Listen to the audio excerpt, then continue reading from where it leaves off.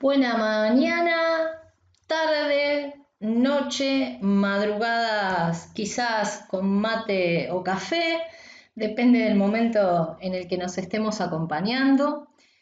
Soy Analía Boglioli y vamos a desarrollar en este video la segunda parte del tema generalidades de anatomía.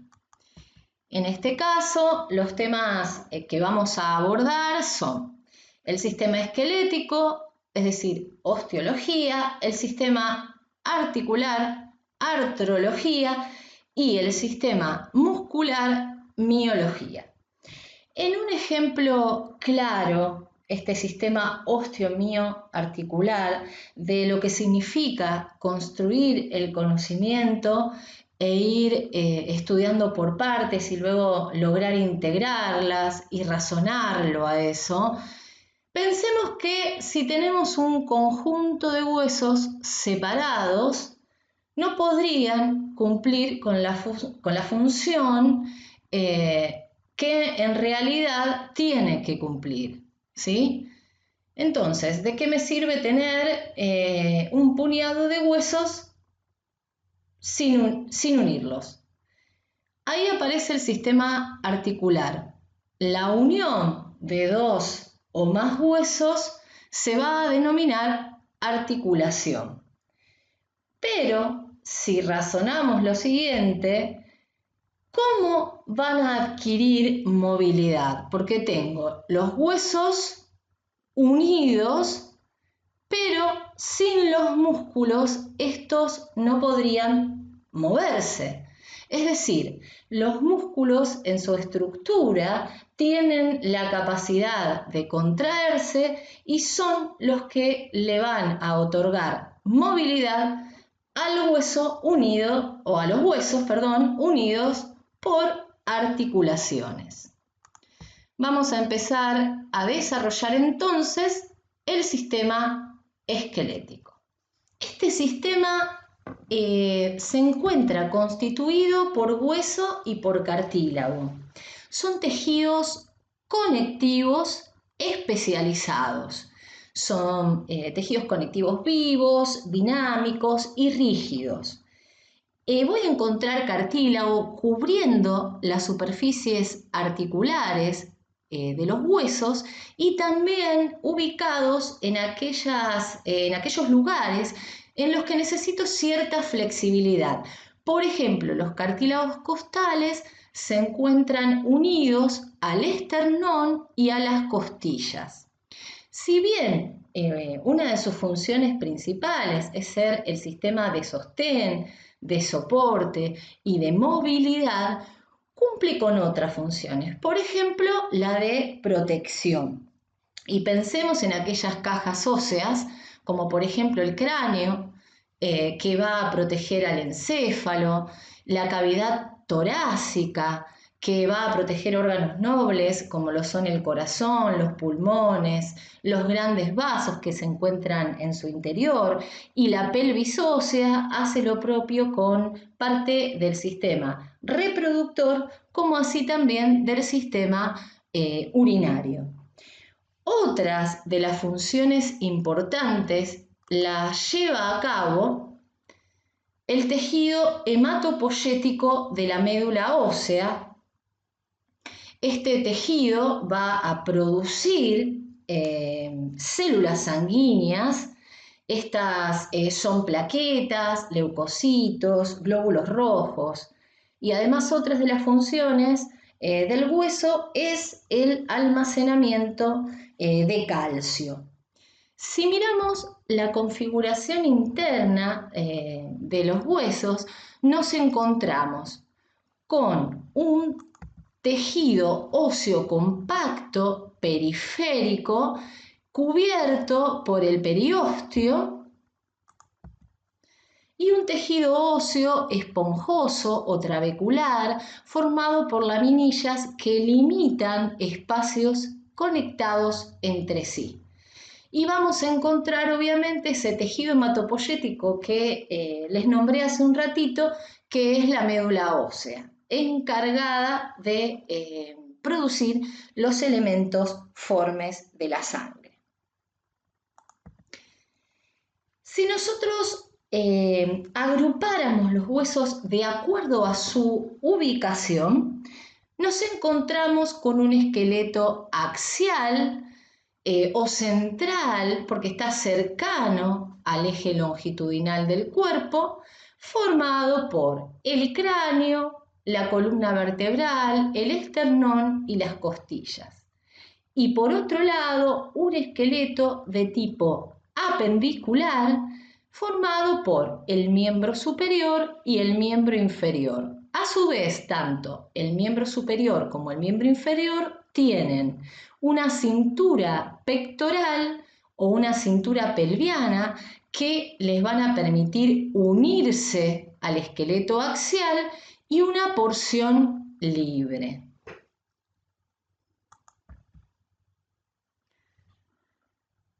Pasamos ahora a la clasificación de los huesos y lo vamos a hacer en relación a su forma y vamos a tomar en cuenta tres dimensiones: el largo, el ancho y el espesor.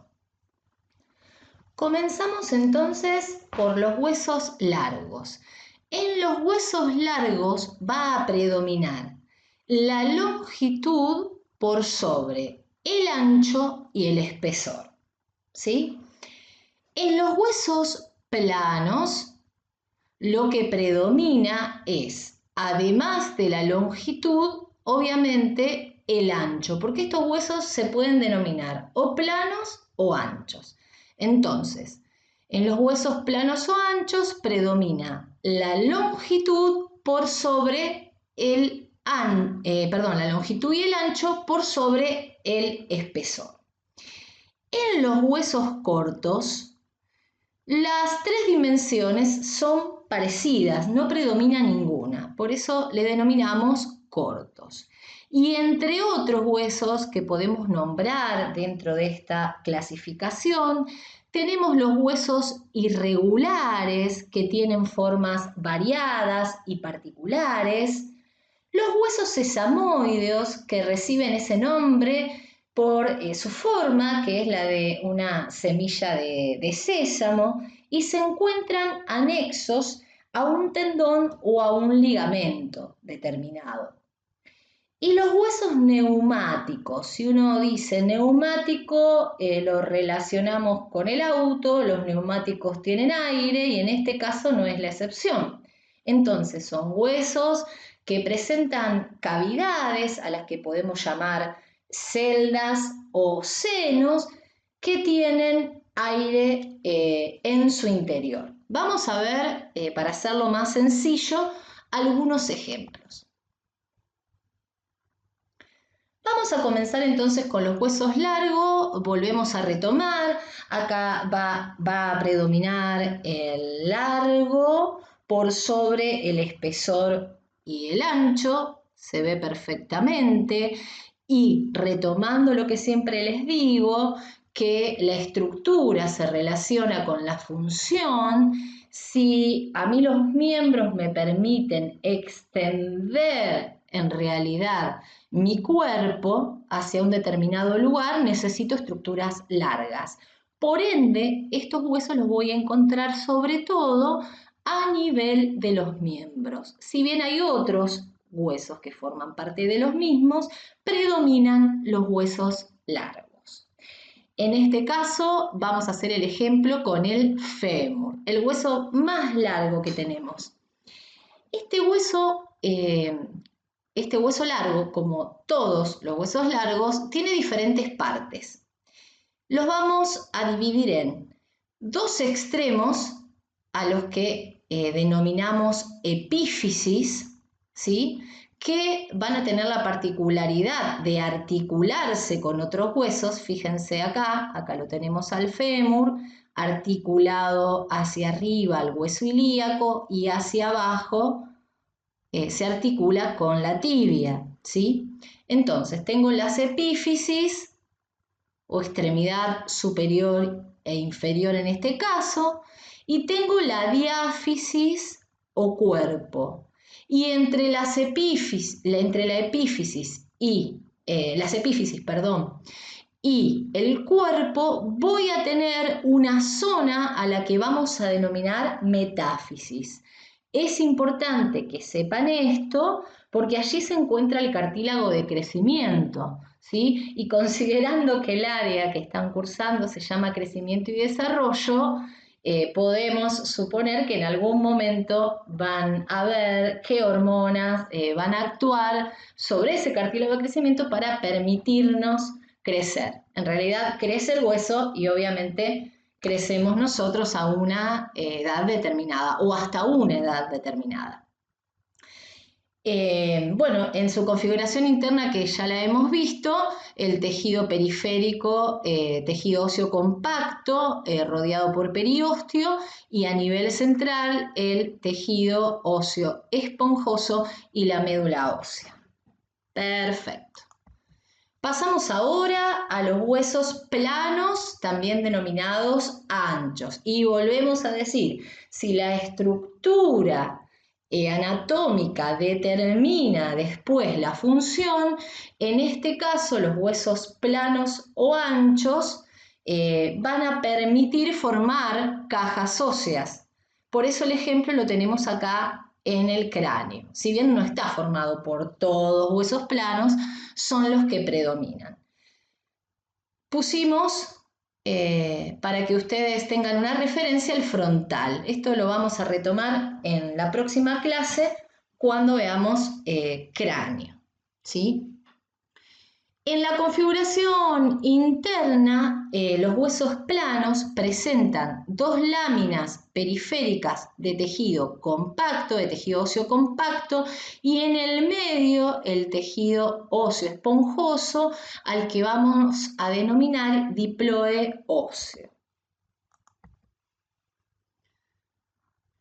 Huesos cortos donde no predominaba ninguna dimensión. Yo siempre les digo que son como cuadraditos, ¿no? Y en este caso el ejemplo es un hueso del tarso. Vamos a encontrar a nivel del miembro superior el carpo, también formado por huesos cortos, y en el miembro inferior tenemos el tarso. El tarso son todos estos huesos, fíjense que son todos huesos cortitos. El ejemplo que les traemos es el calcáneo, ese hueso que va a formar parte del talón a nivel del pie. Siempre, vuelvo a repetirles, como en la otra clase, estas referencias son importantes para saber qué es anterior, qué es posterior, qué es superior o inferior, ¿sí? O en este caso, qué es superior, inferior, izquierdo y derecho. Siempre busquen las referencias en los esquemas. Les va a ser más fácil el poder entenderlos, estudiarlos y dibujarlos si quieren. Ejemplo de huesos irregulares, fíjense esto. Este es un hueso que no puedo decir en realidad qué forma tiene. Este hueso se llama etmoides. También forma parte del cráneo y se encuentra dentro de los huesos irregulares. En el caso de los huesos sesamoideos, que dijimos que tienen forma de semilla de sésamo y se relacionan con tendones y ligamentos, acá pusimos un ejemplo a nivel de la mano entre uno de los metacarpianos y la falange, pero también un ejemplo típico es la rótula a nivel de la rodilla. Ese es un ejemplo de un hueso sesamoideo relacionado con el tendón del cuádriceps. Y por último, los huesos neumáticos. Acá tenemos este hueso que es el efenoides, que también puede considerarse un hueso irregular. Al igual que el etmoides, también puede considerarse un hueso neumático. Fíjense que van a presentar cavidades, en este caso el etmoides celdillas, ¿sí?, que van a tener aire. Están en el cráneo generalmente los huesos neumáticos. El frontal también tiene pequeños senos frontales. ¿Por qué? Volvemos otra vez, la estructura tiene que ver con la función. Al tener estos espacios con aires permiten alivianar el peso del cráneo.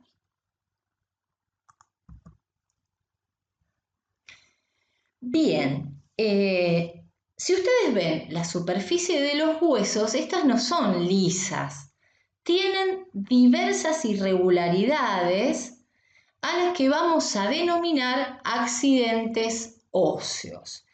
Ya las vamos a ir viendo a medida que describamos diversos huesos específicos, ¿sí? Cuando vean cráneo y vean columna vertebral, que son los temas que siguen, van a ver ustedes que se van a encontrar con esos accidentes óseos. Y pueden recibir diversos nombres. Acá colocamos algunos, ¿no? Si yo hablo de cabeza, por ejemplo, tengo la cabeza del húmero. Hablo de espina, tengo la espina del omóplato. Bien, les decimos accidentes óseos y lo ejemplificamos como pasa a nivel de la geografía, por decirlo de alguna manera, con los accidentes geográficos. A nosotros nos dicen montaña y ya sabemos a qué se refiere, ¿sí? Nos dicen llanura, meseta, cabo, ¿sí? Archipiélago, bien, y nos suena a estructuras parecidas. Lo mismo va a pasar cuando describamos los distintos huesos con sus accidentes óseos. No hay una sola apófisis en un hueso determinado, sino que muchos huesos presentan estas protusiones a las que denominamos, protusiones o protuberancias a las que denominamos apófisis, por darles algún ejemplo determinado, ¿no? Bueno, terminando acá con huesos, vamos entonces a unirlos. Dijimos, los huesos solos, sin unirse, no van a poder cumplir con la función. Y ahí aparece el sistema articular, responsable de unir dos o más huesos. A eso le vamos a llamar articulación. Cuando una articulación une dos huesos, le llamamos articulación de tipo simple. Cuando una articulación une más de dos huesos, le vamos a llamar complejo articular. Ahora vamos a clasificarlas. ¿Basándonos en qué clasificamos los distintos tipos de articulaciones? ¿Sí? Basándonos en la movilidad que tiene y en el tejido específicamente que va a unir esas superficies articulares.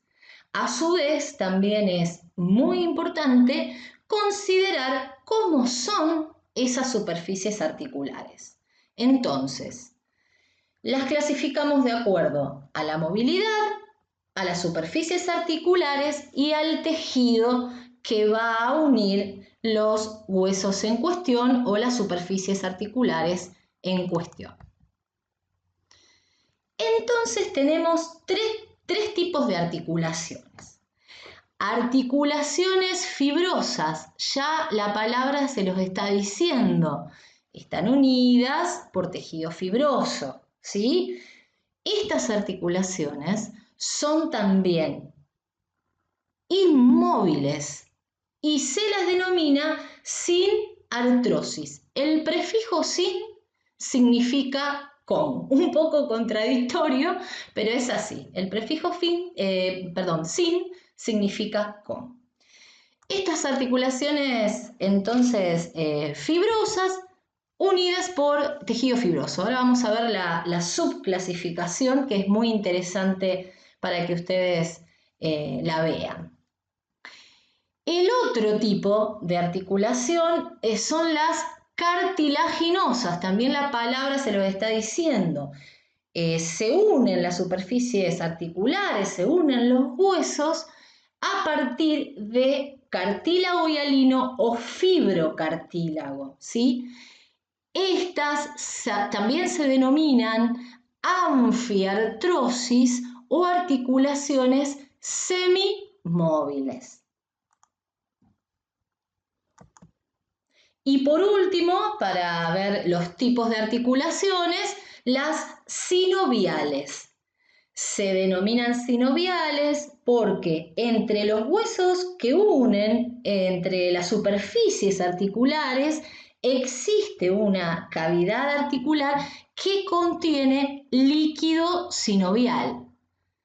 También se las llama articulaciones móviles o diartrosis. Bien, y ahora no se asusten, no es tan difícil como parece, pero dentro de las articulaciones fibrosas, cartilaginosas y sinoviales tenemos diversos géneros, ¿sí? Entonces las vamos a subclasificar. Antes de empezar con eso, me gustaría que piensen en qué región o uniendo qué huesos, ¿sí? Sería importante tener articulaciones fibrosas e inmóviles. Acá tienen el dato, ¿no? Ya lo tienen acá escrito, ahora lo volvemos a ver, a rever. Porque ¿de qué me sirve, de qué me serviría en realidad el cráneo como una caja de protección del encéfalo si los distintos huesos están unidos por articulaciones que se mueven? Sería muy peligroso, ¿no? Así que bueno, para que ustedes se vayan orientando, ¿dónde vamos a buscar los ejemplos de los distintos tipos de articulaciones? Las cartilaginosas o también denominadas semimóviles o anfiartrosis, lo mismo, donde necesito un movimiento mínimo. Acá también tienen los ejemplos típicos de esas articulaciones. Y por último, las sinoviales o articulaciones móviles o diartrosis, pensemos qué parte de nuestro cuerpo, qué región de nuestra anatomía necesita plena movilidad. Los dejo pensar un rato, pero bueno, en los miembros vamos a encontrar este tipo de articulaciones. Necesitamos amplia movilidad en los miembros, ¿no? Bueno, vamos a ir una a una. Él nos va a ir indicando por dónde empezamos. Por las articulaciones fibrosas. Dijimos que las une tejido fibroso, pero a su vez, a partir de qué superficies articulares o cómo son las superficies articulares de esos huesos que unen, vamos a tener una subclasificación. Entonces, dentro de las articulaciones fibrosas tengo las suturas. Las suturas están unidas por tejido fibroso, ¿sí? Después vamos a ver dibujos, esquemas de algunos de los ejemplos. Entonces, si miro cómo es la superficie articular, si la superficie articular es plana, las superficies articulares, perdón, son planas, son lisas, les vamos a llamar justamente planas. Si presentan forma de escamas escamosas, si presentan dientes que van a producir esa unión, ahora vamos a ver bien los dibujos, les llamamos dentadas. Y por último tenemos el ejemplo de la esquindelesis, que es la unión del esfenoide y del vómer, donde hay una cresta que se introduce en una ranura, ¿sí? A eso le llamamos esquindelesis. También las podemos subclasificar en sindesmosis. Dijimos que el prefijo sin significaba con. Desmosis significa ligamento. Por ende, estos huesos se encuentran unidos, estas superficies articulares se van a encontrar unidas por ligamentos. Cuando tengo una membrana interósea, la unión entre las superficies articulares se hace a partir de una lámina de tejido fibroso, por eso le llamamos membrana, ¿sí? La membrana interósea, los ejemplos típicos los van a tener entre los huesos que forman el antebrazo y los que forman la pierna, es decir, entre el radio y el cúbito y entre la tibia y el peroné. La gonfosis, la famosa articulación a nivel de los dientes. ¿Qué voy a tener acá? Una prolongación en forma de espina, ¿sí? Que es lo que llamamos raíz del diente, y un huequito o alvéolo donde esa espina se va a introducir, también unida por tejido fibroso. Buenísimo. Ahora vamos a pasar a algunos ejemplos. Dentro de las fibrosas, la sutura escamosa, dijimos en la superficie articular va a haber una forma de escama, la escama del temporal en este caso es la articulación temporoparietal o también denominada sutura escamosa. La sutura dentada, la unión, fíjense, formas de dientes, ¿sí? Que se van a articular. Obviamente tenemos muchos ejemplos a nivel del cráneo, como dijimos al principio, ¿sí? ¿Qué articula esta sutura? Articula el hueso frontal con los huesos parietales. Es una articulación frontoparietal. Para seguir con los ejemplos, lo próximo que seguía en el cuadro eran las sindesmosis, recuerden, con desmosis con ligamento, unión con ligamentos. El ejemplo siempre guíense acá, que se los ponemos en general para que se ubiquen a nivel de la anatomía del cuerpo humano y llegamos a esta región donde encontramos una unión por ligamentos entre la apófisis coracoides y el acromión, ¿sí? Pasemos ahora a hablar de los subtipos de las articulaciones cartilaginosas o anfiartrosis. Dijimos que las cartilaginosas, las superficies articulares estaban unidas por cartílago articular. Fibrocartílago o cartílago hialino, perdón. Las sincondrosis presentan cartílago hialino y el ejemplo es a nivel de la caja torácica en la unión de la costilla y el esternón por medio de un cartílago costal. Y la sínfisis, lo que tienen en el medio las superficies articulares que las van a unir, es un fibrocartílago. Bien, estas necesitamos una articulación semimóvil por el lado de la parrilla costal para permitir los movimientos respiratorios. Imagínense que si fuese rígida nos costaría muchísimo poder respirar. Siempre hay un movimiento de la parrilla costal y de las costillas, obviamente, que es como si eleváramos el asa de un balde. Eso nos va a permitir expandir el tórax. Y acá está el ejemplo de la sincondrosis.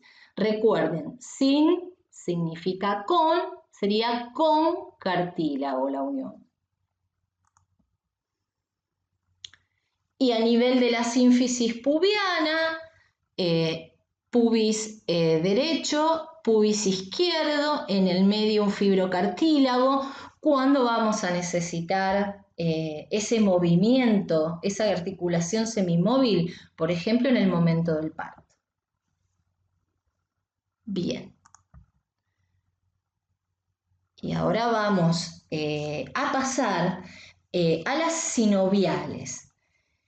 Las sinoviales dijimos que eran articulaciones que se encontraban, o sea, entre las superficies articulares teníamos una cavidad articular con un líquido sinovial. Bien, pero a su vez tenemos distintos géneros.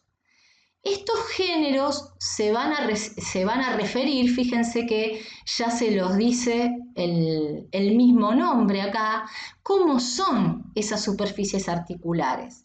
Y en base a cómo son esas superficies articulares, me van a determinar el movimiento, si son movimientos, si los movimientos los puede realizar en todos los ejes, si va a poder realizar todos los movimientos o va a poder realizar solo algunos.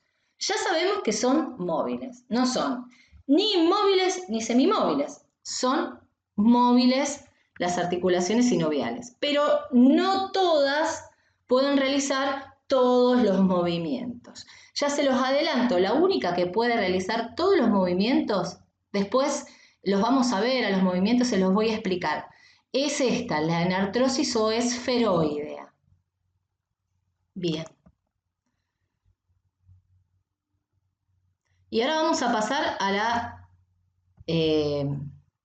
las estructuras que forman parte de la articulación sinovial. Esta es una característica muy importante para poder realizar los distintos movimientos que tiene. Acá tengo un corte de tipo coronal, ¿sí? Donde voy a estar viendo la articulación del hombro, o también llamada glenohumeral, entre el omóplato y la cabeza del húmero. Es una articulación, en este caso una enartrosis, no importa, no nos apuremos, ahora lo vamos a ver, pero lo importante es que entiendan que es una articulación sinovial. Sinovial, diartrosis o móvil. Bien, ¿cuáles son las estructuras que van a formar parte de todas las articulaciones sinoviales? Primero, fíjense, el cartílago articular que va a revestir las superficies articulares para impedir el desgaste del hueso. ¿Está? Si movemos hueso contra hueso, va a llegar un momento que va a sufrir un desgaste. Esto después lo van a ver bien cuando vean artrosis el día de mañana, en patología y demás. Por eso es tan importante, vuelvo a insistir, ir construyendo el conocimiento. Entonces, el cartílago articular va a revestir las superficies articulares para evitar de alguna manera el desgaste, ¿sí? Vamos a encontrar una cápsula articular que va a estar por fuera de los huesos, obviamente, de la cavidad articular, y la cavidad articular es el espacio que se encuentra entre las dos superficies articulares. Esa cavidad articular se va a encontrar tapizada acá en rosita por la membrana sinovial que va a producir el líquido sinovial que lubrica la articulación. Además, si yo tuviese que clasificar estos componentes, tengo componentes que forman parte de las superficies articulares y también tengo medios de unión. La cavidad articular es un medio de unión, como también lo son los ligamentos que van a ir de uno a otro hueso para reforzar la unión en la articulación.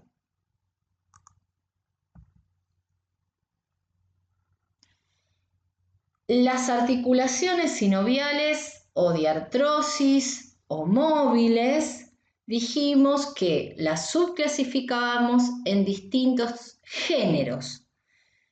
El tipo es articulación sinovial. Los géneros van a depender de el tipo de movimiento que puedan realizar y eso va a depender obviamente de las superficies articulares que una la articulación.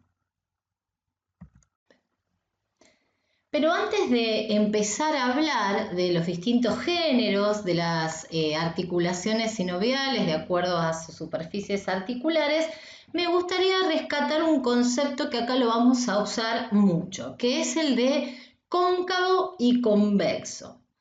Vamos a dar un ejemplo cotidiano. Si yo tengo una cuchara en realidad, ¿sí? La parte superior de esa cuchara es la parte cóncava, es decir, donde yo voy a poner el alimento que voy a consumir, por decirlo de alguna manera, sea helado o lo que ustedes quieran consumir, o dulce de leche, se me ocurre en este momento, es la parte cóncava. Y la parte de abajo que tiene la pancita es la parte convexa. Entonces, el concepto de cóncavo y convexo tiene que quedar claro para poder entender algunas apreciaciones que vamos a hacer ahora. Entonces, empezamos a describir estas articulaciones por cómo son sus superficies articulares y en base a eso serán sus movimientos. En este caso, primera, articulación de género artrodia, donde sus superficies articulares son planas. Esta articulación presenta movimientos de deslizamiento. Pasamos a la segunda, que son cilíndricas, y ahí tenemos dos articulaciones o dos géneros. Por un lado la troclear, también llamada gínglimo, y por otro lado la trocoide. La troclear presenta una superficie articular en forma de polea que va a tener una ranura o un surco y otra superficie articular en forma de cilindro, porque son cilíndricas, que va a presentar un saliente que se adapta a la ranura de la polea. Estas articulaciones pueden realizar movimientos de flexión y extensión, tipo una bisagra, ¿sí? Las articulaciones del género trocoide son también segmentos de cilindro y presentan una superficie convexa en forma de pivot y otra superficie también cilíndrica pero cóncava, ¿sí? Estas superficies, este género de articulación y estas superficies van a permitir movimientos que son sobre todo de rotación. Ya vamos a ver los movimientos, que es el siguiente tema. Las articulaciones del género condilia son elipsoideas. Estas articulaciones hablamos de que tienen forma de elipse. En realidad me gusta decirles que siempre vamos a encontrar una superficie convexa que se va a adaptar a una superficie cóncava. En este caso, decir elipsoidea es como decir que esa superficie convexa es una pelota una pelota de rugby, ¿sí? Estas articulaciones van a presentar todos los movimientos con excepción de la rotación. La número 3, que acá me la salteé, volvemos, le denominamos celar o encilla de montar. Ahora vamos a ver por qué la llamamos encilla de montar. Una de las superficies articulares es cóncava en un sentido y la que se opone es cóncava en el otro sentido. Es decir, una es cóncava en un eje y la otra es cóncava en otro eje. Para hacerlo más sencillo, imagínense que tengo una silla de montar específicamente cóncava y los miembros inferiores del jinete adaptándose a esa silla de montar. Esta articulación permite movimientos de flexión y de extensión y de aproximación, también llamado aducción, y separación llamado abducción.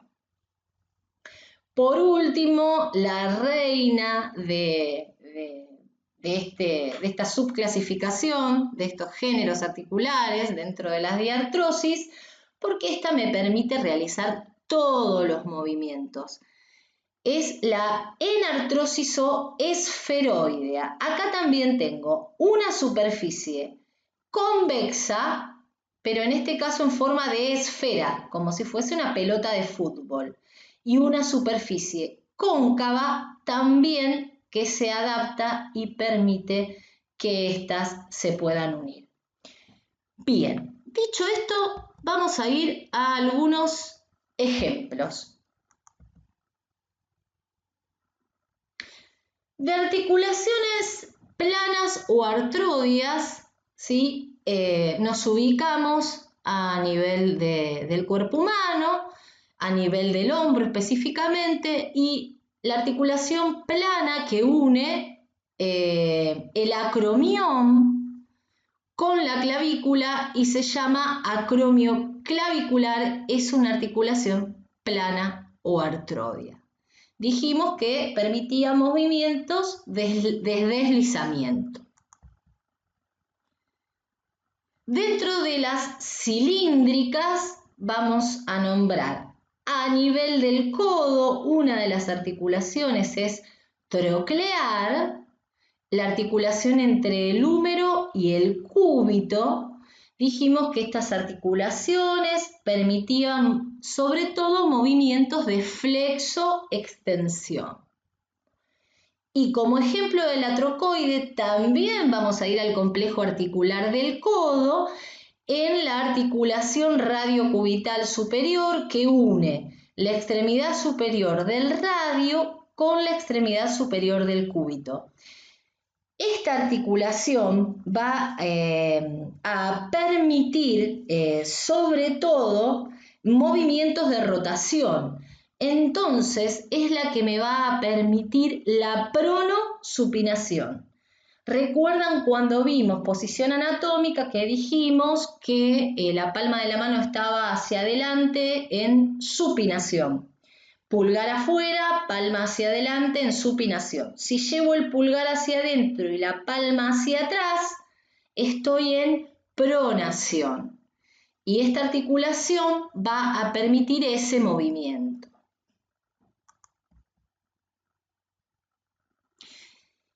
Dentro de los ejemplos de la articulación celar o en silla de montar, tenemos a la articulación esterno-costoclavicular. Ahí les dice que une, ¿no? El esternón con el primer cartílago costal y la extremidad interna de la clavícula. Esta es la clavícula.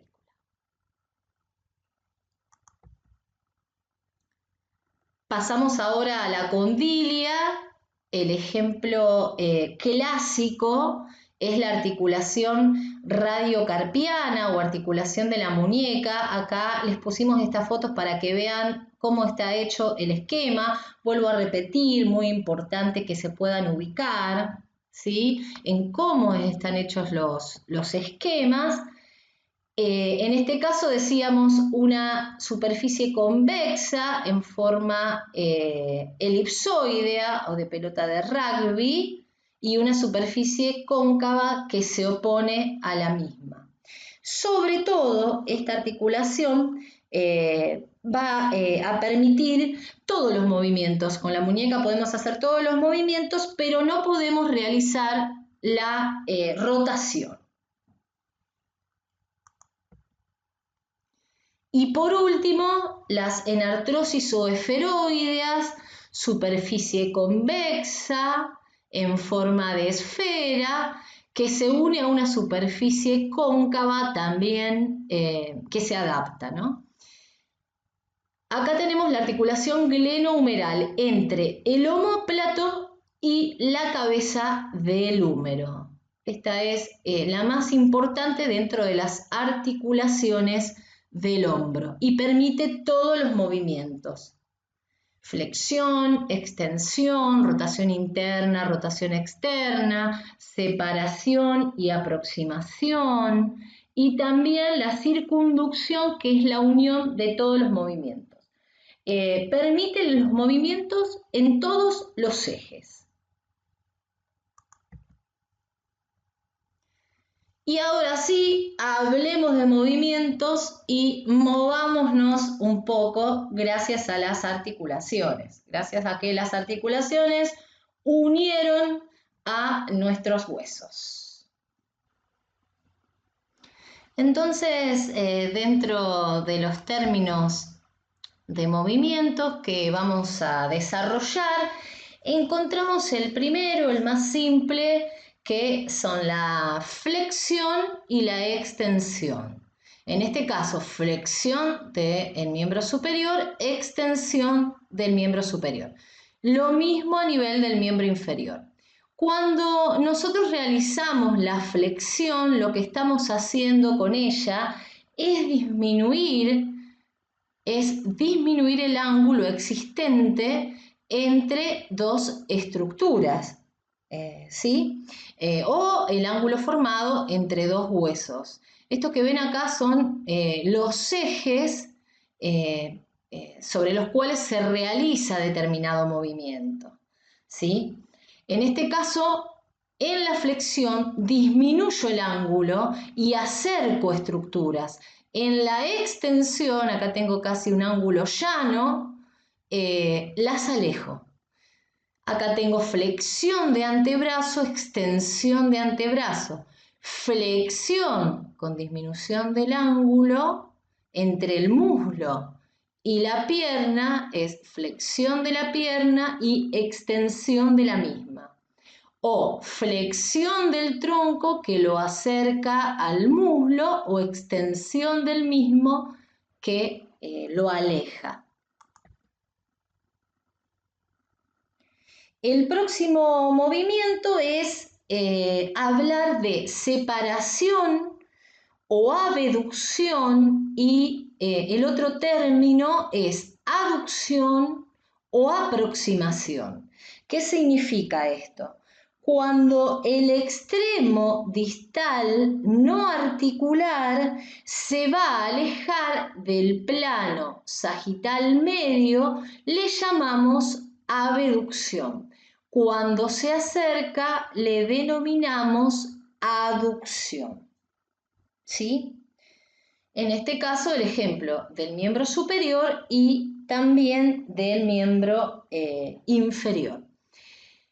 En la rotación se produce el movimiento de un segmento del cuerpo determinado, en este caso el miembro superior, sobre un eje que es longitudinal. Y también tenemos la rotación externa y la rotación interna, hacia afuera, hacia adentro. Lo mismo a nivel del miembro inferior. Y acá algunas cosas para referirnos con respecto a los pies, específicamente a las acciones de la articulación del tobillo particulares. Cuando acercamos o elevamos, el extremo anterior del pie, lo llamamos flexión dorsal. Esto lo hace la articulación del tobillo, ¿sí? Esto se denomina flexión dorsal. Fíjense que elevamos el extremo anterior del pie. Cuando lo descendemos, se denomina flexión plantar. Otros términos de movimientos particulares son, también a nivel del tobillo y del pie, la eversión y la inversión. La eversión asocia dos movimientos y la inversión también. En la eversión se asocian la abducción del pie y la rotación interna. Y en la inversión, la aducción del pie y su rotación externa. Estos términos ya lo vimos, lo que significa pronación y supinación, cómo el radio en el extremo proximal queda en el mismo lugar y en su extremo distal pasa por sobre el cúbito, permitiendo, en este caso, llevar en la pronación la palma de la mano hacia atrás y el pulgar hacia adentro. Y en la supinación hacemos lo contrario. Tenemos que estar en pronación para realizar la supinación.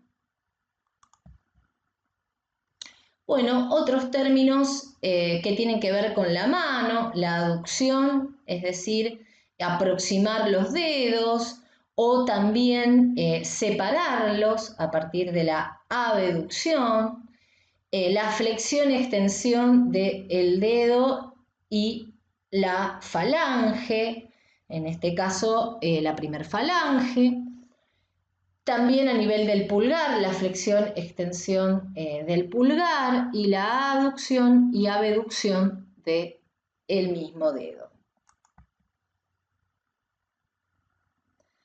Esto es algunos GIF para que ustedes vayan viendo la flexo-extensión de la rodilla, cómo actúa la articulación a nivel del tobillo, en lo que vamos a denominar en este caso la flexión dorsal o dorsiflexión, y acá va la flexión plantar. Y la flexión y extensión de la muñeca.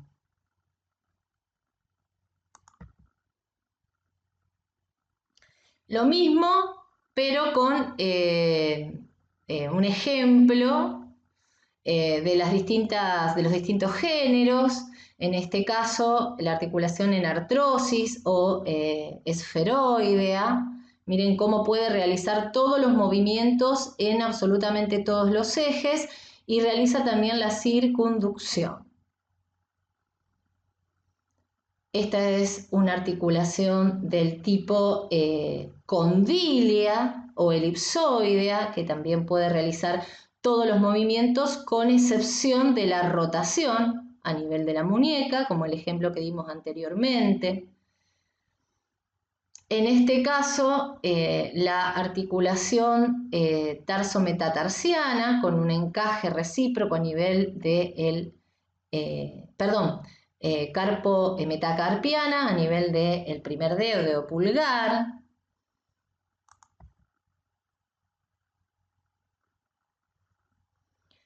El atlas y el axis ya lo van a ver en la clase de columna vertebral, que son las dos primeras vértebras cervicales que me permiten la rotación específicamente de la cabeza sobre la columna vertebral.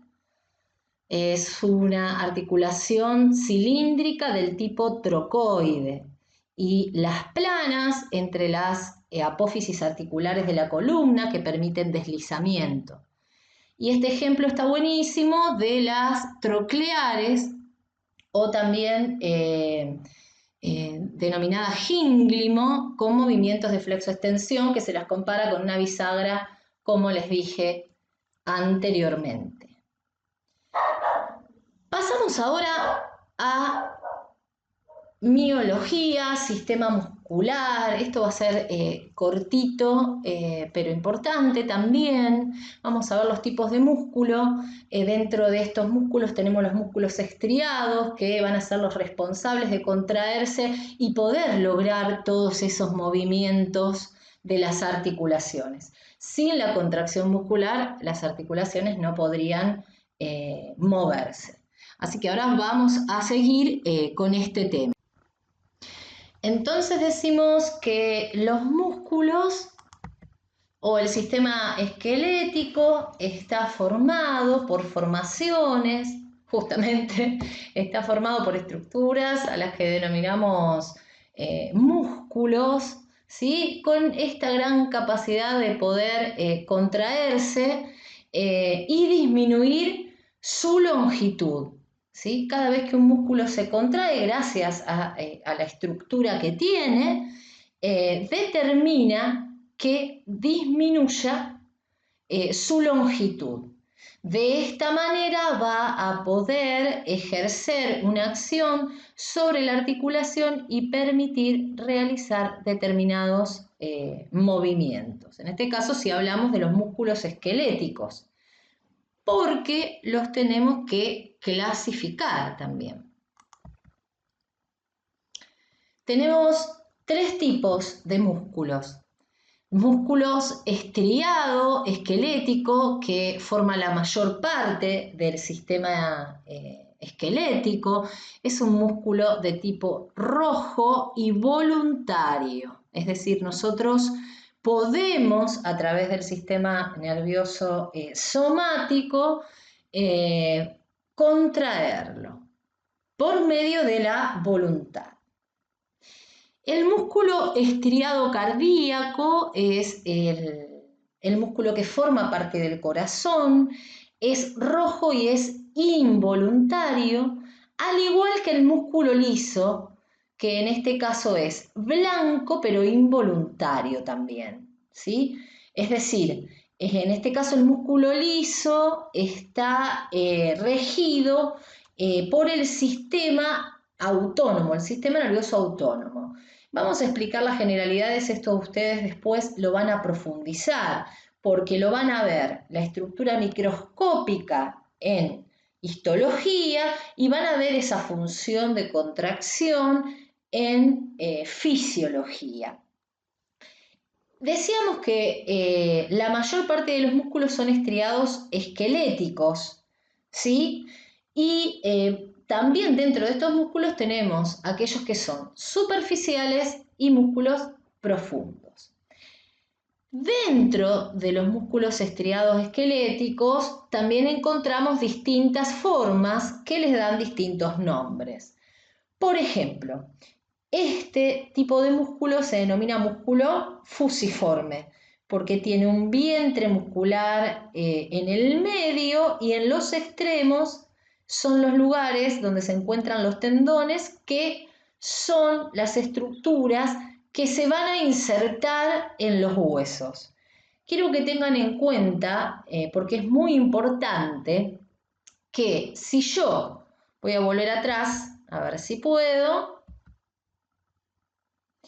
siempre es necesario tener entre la inserción proximal y distal de los tendones de un músculo, una o a lo mejor dos articulaciones en el medio, para que cuando se contraiga pueda ejercer un movimiento.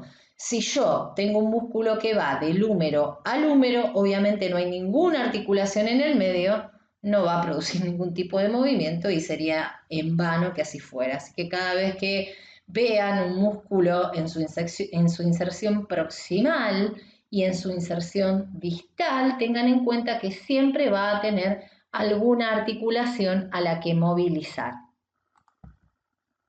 Volvemos. Perdón esta desprolijidad. Decíamos el músculo fusiforme, de acuerdo a su forma, en forma de huso, por eso se lo llama fusiforme. Este músculo se denomina bíceps, tiene dos tendones proximales, dos vientres, por eso bíceps, y termina en un tendón común. Al contrario de este músculo que se lo denomina digástrico, donde tengo dos vientres pero con un tendón en su parte media. También podemos encontrar músculos con forma de pluma que le vamos a llamar penniformes. O también músculos del tipo anchos. Los músculos anchos son aplanados y generalmente se los va a encontrar formando parte de las paredes de las grandes cavidades como el tórax o el abdomen. Este es, por ejemplo, es un músculo cuadrado porque tiene los cuatro lados iguales. Son las distintas formas que pueden adoptar estas estructuras musculares. Por otro lado, el músculo cardíaco, con su capacidad contráctil, presenta una inervación intrínseca y otra extrínseca, el corazón para poder contraerse. gracias a esos músculos, nuestro corazón puede contraer las aurículas, que está formado por dos aurículas, aurícula derecha y la aurícula izquierda, y enviar la sangre hacia los ventrículos, que también se contraen, ¿sí? Y van a permitir la salida de esa sangre hacia los grandes vasos, como son la aorta y la arteria aorta y la arteria pulmonar. Ya vamos a hablar de eso también cuando veamos el sistema cardiovascular. Por otro lado, si hablamos de músculo liso, decíamos que era involuntario, lo voy a encontrar formando parte de las paredes de las vísceras. Por ejemplo, acá vemos el aparato digestivo, donde existen movimientos peristálticos gracias a esos músculos que, gobernados por el sistema autónomo, permiten su contracción, ¿sí? Y se va realizando el tránsito del bolo alimenticio. Yo no puedo decidir cuándo realizar los movimientos peristálticos, lo realiza el sistema nervioso autónomo. Por eso decimos que son, vuelvo a repetir, involuntarios. Tampoco puedo decidir cuándo disminuir el diámetro de la pupila o aumentarlo. Eso se denomina miosis o midriasis, respectivamente, y se logra gracias a músculos lisos que se encuentran a nivel del iris, ¿sí? Que son constrictores o dilatadores del iris. También, obviamente, al ser músculo liso, inervado por el sistema nervioso autónomo. Muy bien, nuestra bibliografía para que tengan en cuenta para ir estudiando.